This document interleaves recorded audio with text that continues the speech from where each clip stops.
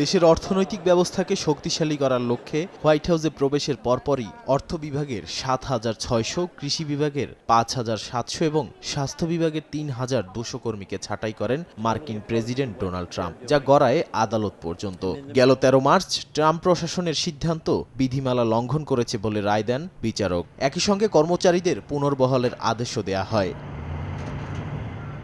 আদালতের নির্দেশের পর ছাঁটাই হওয়া ২৪,৫০০ কর্মীকে পুনর্বহালের প্রক্রিয়া শুরু হয়েছে। এরই মধ্যে কিছু এজেন্সি কর্মচারীদের পুনর্বহালও করেছে।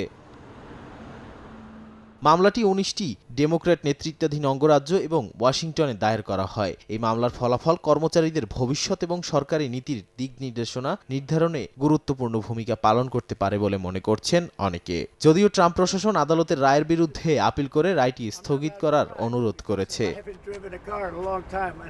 নাদিম মারজান, সময় সংবাদ।